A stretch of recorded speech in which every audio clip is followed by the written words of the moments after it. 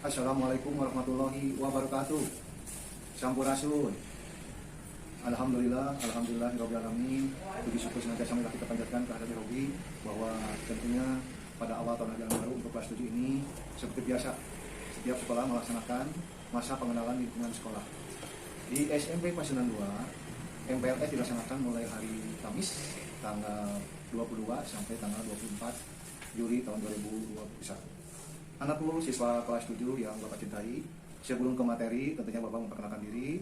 Nama Bapak Wahyu Setiawan. Kebetulan Bapak diberi tugas dan kewajiban sebagai pembantu kepala sekolah bidang kurikulum.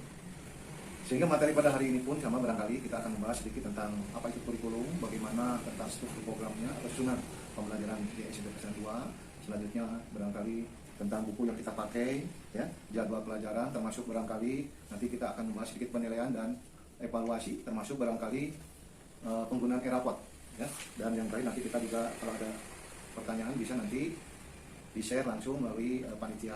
Tapi pada akhir kegiatan ini Pak akan memberikan tugas sebagai evaluasi apakah materi ini istilahnya kalian bisa memahami atau tidak. Kira-kira itu, karena waktunya terbatas, tentu Bapak akan memulai barangkali dalam masa pandemi COVID-19 ini tentunya banyak tantangan yang tentu di dalam kegiatan MPLS ini yang tentunya diharapkan kita sudah mulai, ya, berkeinginan bertatap muka. Namun barangkali dalam masa PPKM, dalam masa pandemi COVID ini tentu barangkali pemerintah belum bisa memberikan, ya, kesempatan kepada kita. Namun tentunya harus kalian jangan patah semangat. Insya Allah barangkali nanti setelah, ya, istilahnya PTM ini selesai, kalau memungkinkan, ya, pandemi COVID ini sudah mulai turun, mudah-mudahan kita mulai bisa melaksanakan pembelajaran tetap muka di kelas 7. Anak sekalian yang Bapak cintai, tentunya kalau kita bicara kurikulum, ya, kita akan mengacu ke menurut Undang-Undang Nomor 20 Tahun 2003, bahkan barangkali tentang SPN, yaitu Sistem Pendidikan Nasional, ya, dan Peraturan Pemerintah Nomor 19, ya, Tahun 2005 tentang Standar Nasional Pendidikan, bahwa kurikulum, ya, adalah merupakan seperangkat rencana dan pengaturan mengenai tujuan, isi, dan bahan pelajaran, serta cara yang digunakan sebagai pedoman penyelenggaraan kegiatan belajar untuk mencapai tujuan pendidikan tertentu, apakah itu tingkat SD atau SMP, bahkan di TK, SMA, dan seterusnya. Kemudian Bapak ulangi barangkali kalau masih kurang jelas. Jadi kurikulum itu adalah merupakan seperangkat rencana dan pengaturan mengenai tujuan, isi, dan bahan pelajaran serta cara yang digunakan sebagai pedoman penyelenggaraan kegiatan belajar untuk mencapai tujuan pendidikan di SMP Pasundan. Oleh karena itu sekolah kita membuat yang disebut dengan kurikulum SMP Pasundan 2. Selanjutnya, apa fungsi kurikulum itu? Sebagai penyesuaian, ya, karena harus beradaptasi, ya, dengan perubahan yang terjadi dalam lingkungan yang cenderung dinamis. Ya. Kurikulum juga harus memiliki fungsi yang terintegrasi, di mana kurikulum mampu menjadi alat pendidikan yang membentuk pribadi-pribadi yang utuh serta berintegritas. Itu merupakan fungsi daripada kurikulum. Selanjutnya, apa sih konsep kurikulum itu? Ya, sebagai substansi, sebagai sistem, dan sebagai bidang studi, kurikulum juga memiliki 5 komponen. Yang pertama adalah tujuan kurikulum. Yang kedua adalah materi kurikulum. Yang ketiga, strategi pembelajaran. Yang keempat, organisasi kurikulum. Dan yang kelima, yaitu memiliki, ya, komponen evaluasi atau penilaian. Kalau kita bicara sejarah, tentunya kurikulum ini sangat panjang, ya. Bapak tidak mungkin berhasil menjelaskan. Pada intinya barangkali pengertian kurikulum yang merupakan, ya, bagian di dalam pengelolaan sekolah atau tata kelola sekolah ini memiliki peran yang sangat penting di dalam melaksanakan kegiatan pembelajaran khususnya di SMP Pasundan 2 Cimahi.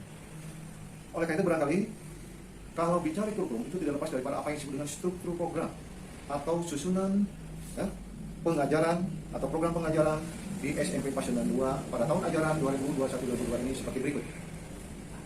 Yang pertama, bahwa di dalam struktur ini anak-anak sekalian tentu akan melihat nanti seperti apa perbedaannya dengan struktur atau susunan program pada waktu kalian duduk di sekolah dasar, ya.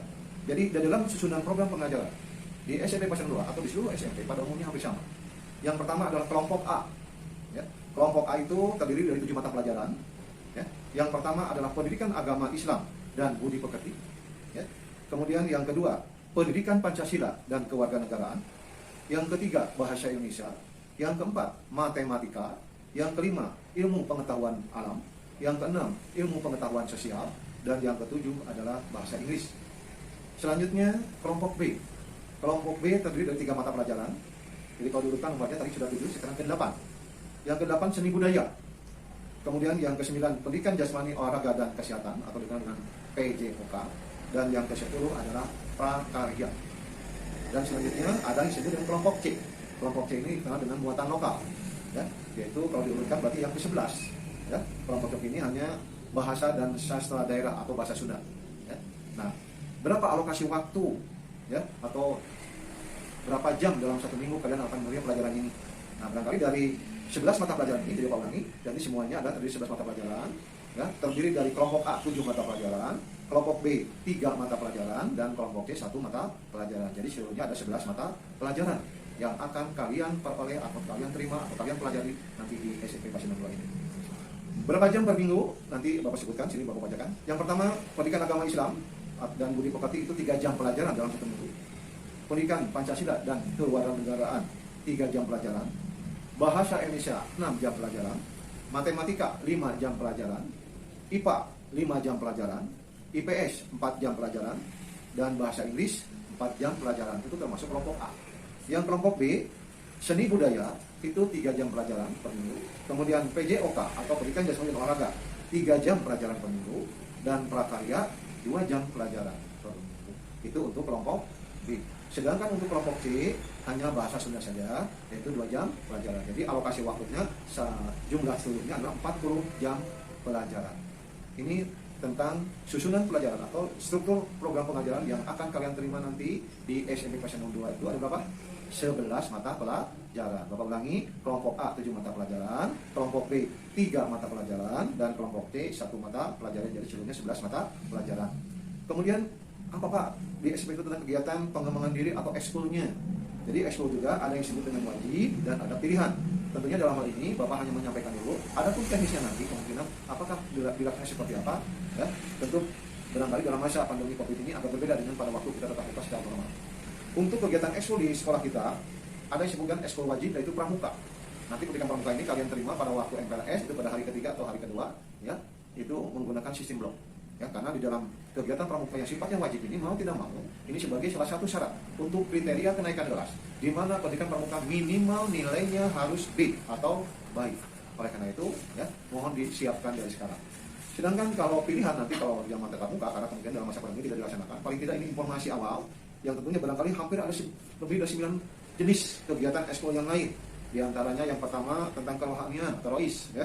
Kemudian yang kedua paskibra. Yang ketiga, Palang Merah Remaja atau PMR. Kemudian yang keempat adalah PKS, ya. Yang kelima, kesenian.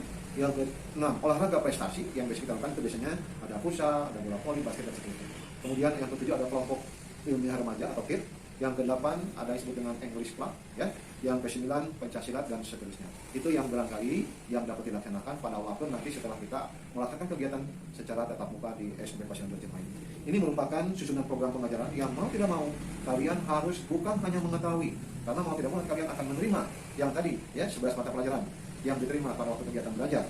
Apakah nanti barangkali kita tahu bahwa masa pandemi ini kita masih menggunakan pembelajaran jarak jauh atau PJ yang menggunakan sistem daring.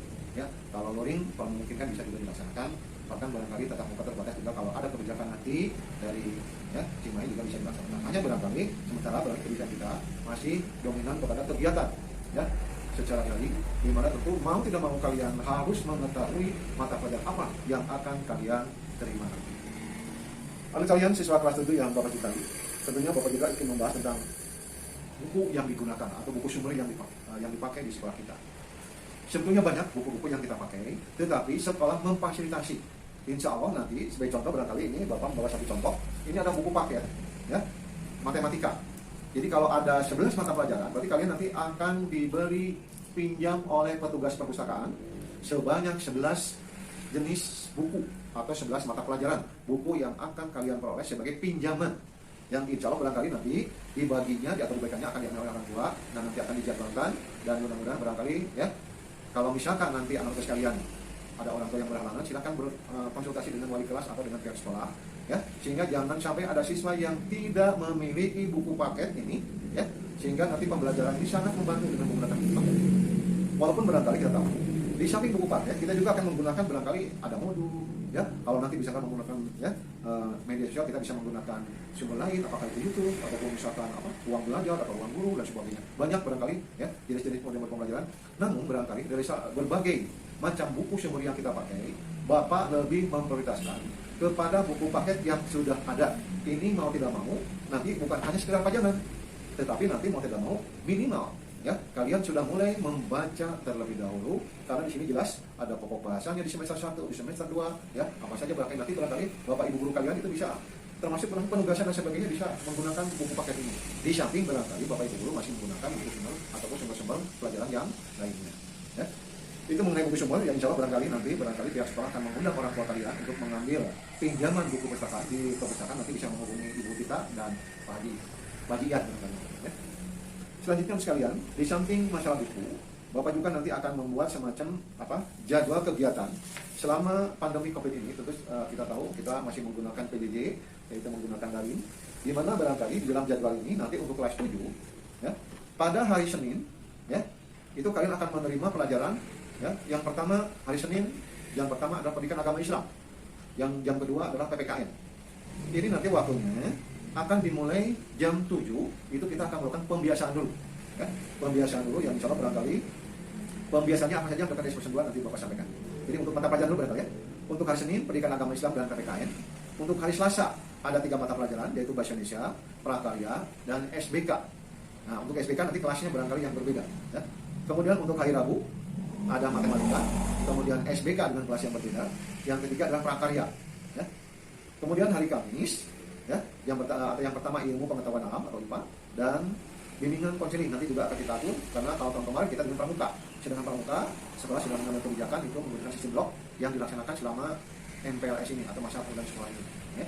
Kemudian pada hari Jumat ada Bahasa Sunda dan PJOK, dan ini masih menggunakan hari Sabtu karena juga sekolah akan mengambil kebijakan nanti pada tahun ajaran 2021-2022 ini kemungkinan akan satu shift ya, karena formasinya sekarang itu kelas 7 itu 17, kelas 8 17, dan kelas 9 ada 10 kelas. Kemungkinan nanti akan melakukan kegiatannya itu pagi hari seluruhnya. Hanya untuk hari Sabtu juga sekolah punya rencana akan dipadatkan menjadi 5 hari. Tapi untuk sementara barangkali kalau tadi ada mata pelajaran yang belum, hari Sabtu ini bahasa Inggris dan IPS, kemungkinan nanti akan dipindahkan ke hari yang lain. Kalau sekolah sudah resmi barangkali kegiatan ya pembelajaran di sekolah kita akan dilaksanakan selama 5 hari. Namun barangkali sampai menunggu kebijakan ini, insya Allah barangkali nanti pada hari Senin tanggal benar kami baru melaksanakan rapat awal pengajian baru. Mudah-mudahan sudah ada kejelasan apakah masih 6 hari atau sudah ditetapkan menjadi 5 hari. Yang jelas itu gambaran saja untuk sementara tentang mata pelajaran yang akan kalian terima pada waktu PJJ atau daring. Kemudian barangkali nanti yang akan kalian terima itu ya, itu 1 jamnya itu pada waktu PJJ kita hanya kurang lebih 20 menit ya. Jadi kalau misalkan pendidikan agama 3 jam ya 3 kali 20, jadi 60 menit kalian akan menerima PJJ secara daring ini ya, yang akan kalian terima nanti. Jadi tidak yang normal, kalau normal kan 1 jam pelajaran itu adalah 40 menit. Tentu dalam masa ini kan kita ya isinya terbatas dengan situasi dan kondisi yang bukan tidak memungkinkan, tetapi kita menyesuaikan dengan kondisi masa pandemi ini. Kemudian nanti untuk pembiasaan ya, nanti kita akan koordinasikan, akan dilaksanakan jam 0. Nanti kalau kita tadi waktunya ya, pembelajaran itu mulai jam 07.00, jadi jam 07.00 itu kurang lebih 20 menit kita akan melakukan pembiasaan. Apa saja pembiasaan yang akan kalian terima nanti? Kemungkinan nanti pada hari Senin itu kita menyanyikan lagu nasional ya, kalau memungkinkan barangkali upacara hari Senin secara simbolik, kalau tidak memungkinkan barangkali kita hanya menyanyikan lagu nasional atau lagu nasional.